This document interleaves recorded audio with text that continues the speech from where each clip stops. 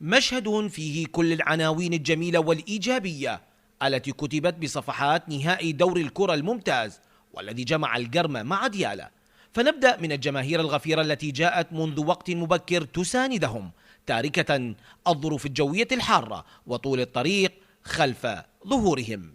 وهاي المباراة النهائية يعني مجرد تكريم للفائز، هي لا تقدم ولا تأخر، لكنه تعتبر هذا إنجاز لواحد من الفريقين.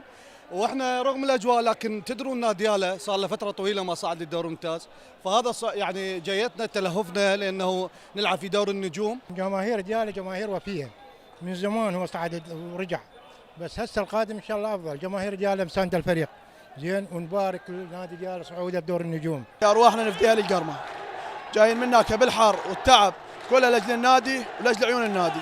احنا تاسسنا بالقرمه واحنا اللي اسسنا النادي، ونبقى ويا النادي طول العمر وما نعوفهم على طول المسار، ما نعوفهم.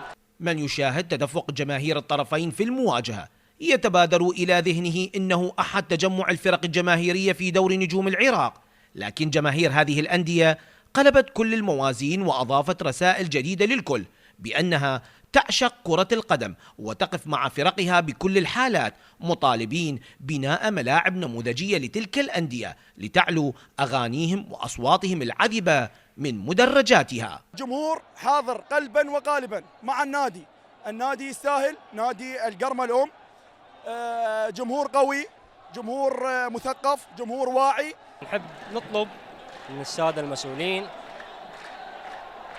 مو فقط بمحافظتنا محافظة ديالى، السادة المسؤولين اللجنة الأولمبية والاتحاد المركزي العراقي ينظرون إلى ملعب ديالى، يشوفون ملعب ديالى، يشوفون واقعه، وخلي يشوفون هذا الجمهور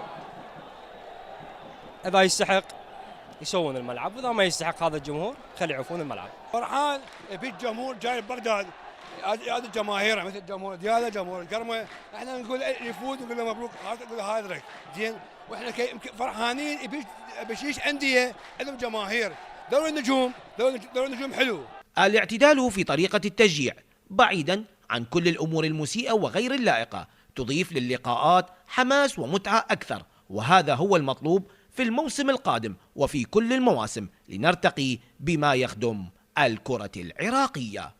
جماهير الفريقين هي من نسجت الجمالية والمتعة بأهازيجها وأغانيها التي قدمتها على المدرجات رغم حرارة الجو ومشقة الطريق لتستحق لقب الوفاء والتضحية وبكل جدارة.